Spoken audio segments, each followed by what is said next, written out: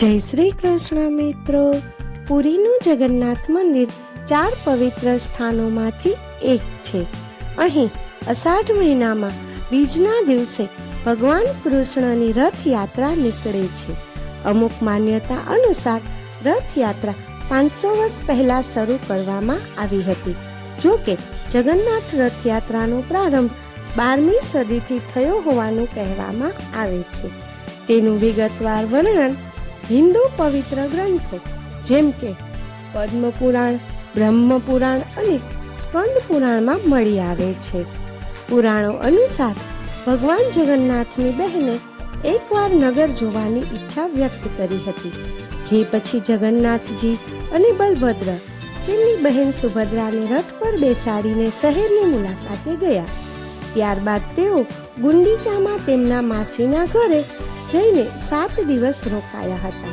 ત્યારથી આ રથયાત્રા કાઢવાની પરંપરા ચાલી રહી છે. એક દંતકથા અનુસાર જ્યારે રાજા ઇન્દ્રદ્યુમ્ને ભગવાનની મૂર્તિઓ બનાવવાનું કામ વિશ્વકર્માને સોંપ્યું, ત્યારે તેમણે શરત મૂકી કે દરવાજો ખુલશે નહીં ત્યાં સુધી તેઓ બહાર નહીં આવે.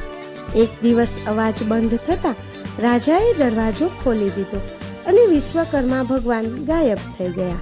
પરિણામે દેવતાઓની મૂર્તિઓ અધૂરી રહી ગઈ અને આજ સુધી તે જ સ્વરૂપે પૂજાય છે. એ સમયે આકાશવાણી પણ થઈ કે ભગવાન જગન્નાથ વર્ષમાં એકવાર તેમના જન્મસ્થળ મથુરામાં ચોક્કસ આવશે. સ્કંદ પુરાણના ઉત્કલ ખંડમાં જણાવ્યા પ્રમાણે રાજા ઇન્દ્રદ્યુમ્ને અષાઢ સુદ બીજના દિવસે ભગવાનને તેમના જન્મસ્થળની મુલાકાત લેવાની વ્યવસ્થા કરી હતી. ત્યારથી આ પરંપરા રથયાત્રાના રૂપમાં ચાલી રહી છે. રથ નિર્માણ માટે લીમડાના પવિત્ર અખંડ લાકડામાંથી રથ બનાવવામાં આવે છે.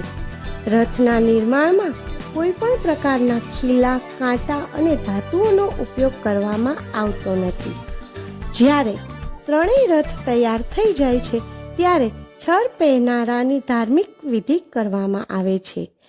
આ અંતર્ગત પુરીના ગજપતિ રાજા અહીં પાલખીમાં આવે છે અને આ ત્રણેય રથની વિધિવત પૂજા કરે છે અને સોનેરી સાવરણીથી રથના મંડપ અને રસ્તાને સાફ કરે છે. રથયાત્રા જગન્નાથ મંદિરથી શરૂ થાય છે અને ગુંડીચા મંદિરે પહોંચે છે. ગુંડીચા માર્જન પરંપરા પ્રમાણે રથયાત્રાના એક દિવસ પહેલા ગુંડીચા મંદિરને ભક્તો દ્વારા શુદ્ધ પાણીથી ધોઈને સાફ કરવામાં આવે છે. આ પરંપરાને ગુંડીચા માર્જન કહેવામાં આવે છે. રથયાત્રામાં 3 રથ હોય છે. બલરામજીના રથને તાલધ્વજ કહેવામાં આવે છે, જેનો રંગ લાલ અને લીલો હોય છે. બહેન દેવી સુભદ્રાના રથને દર્પદલન અથવા પદ્મરથ કહેવામાં આવે છે, જે કાળો અથવા વાદળી અને લાલ રંગનો છે. જ્યારે ભગવાન જગન્નાથના રથને નંદીઘોષ અથવા ગરુધ્વજ કહેવામાં આવે છે. તેનો રંગ લાલ અને પીળો છે. રથયાત્રામાં બલરામજીનો રથ આગળ, પછી દેવી સુભદ્રાનો રથ મધ્યમાં અને ભગવાન જગન્નાથ શ્રી કૃષ્ણનો રથ પાછળ હોય છે.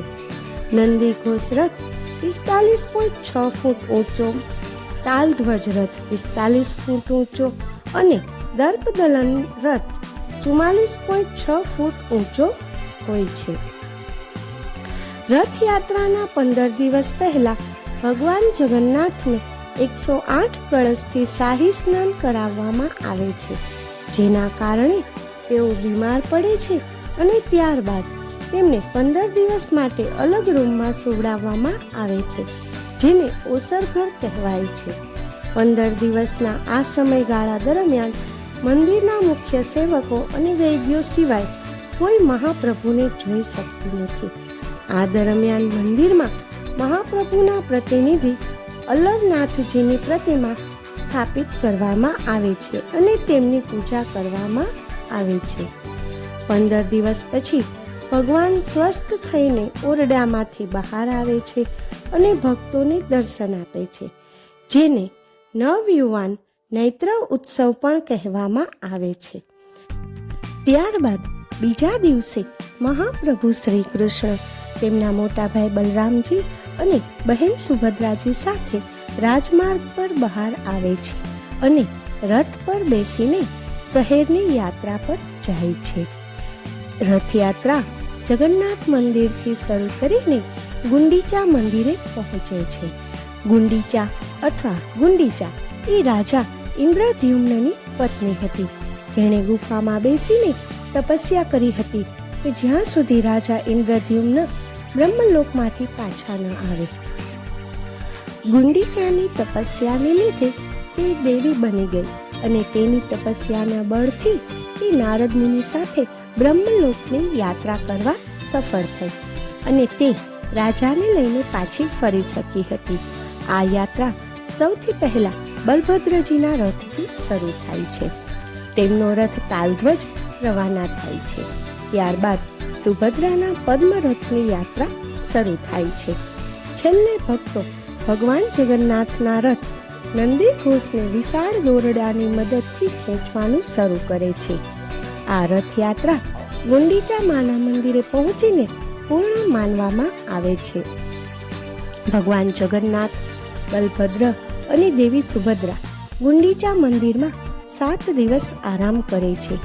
ગુંડીચા મંદિરમાં ભગવાન જગન્નાથના દર્શનને આડપ દર્શન કહે છે. ગુંડીચા મંદિરને ગુંડીચા વાડી તરીકે પણ ઓળખવામાં આવે છે. માતા ગુંડીચાને ભગવાન જગન્નાથની માસી માનવામાં આવે છે. અહીંયા જ દેવતાઓના આર્કિટેક્ટ ગણાતા વિશ્વકર્માએ ભગવાન જગન્નાથ, તેમના ભાઈ બલભદ્ર અને બહેન સુભદ્રાની મૂર્તિઓ બનાવી હતી. અષાઢ મહિનાની 10મીએ બધા રથ ફરીથી મુખ્ય મંદિર તરફ પ્રયાણ કરે છે. રથ પરત ફરવાની આ યાત્રાની વિધિને બહુડા યાત્રા કહેવામાં આવે છે. જગન્નાથપુરીમાં ભક્તો દેવતાના રથને 2 કિલોમીટરના અંતરે આવેલા ગુંડીચા મંદિર સુધી ખેંચે છે અને 9મા દિવસે પાછો લાવે છે. 9મા દિવસે રથયાત્રા ફરી ભગવાનના ધામમાં આવે છે. જગન્નાથ મંદિરમાં પાછા પહોંચ્યા પછી પણ તમામ મૂર્તિઓ રથમાં જ રહે છે. એકાદશીના દિવસે દેવી દેવતાઓ માટે મંદિરના દરવાજા ખોલવામાં આવે છે. ત્યારબાદ વિધિવત સ્નાન કર્યા પછી વૈદિક મંત્રોચ્ચાર વચ્ચે દેવતાઓની પુનઃ સ્થાપના કરવામાં આવે છે. તો મિત્રો, આ હતી આપણી જગન્નાથ મંદિરની રથયાત્રાની શરૂઆતથી પાછા ભગવાન જ્યારે એના મંદિરમાં પુનઃસ્થાપિત થાય છે ત્યાં સુધીની વાર્તા. તો સૌને જય શ્રી કૃષ્ણ, જય જગન્નાથ.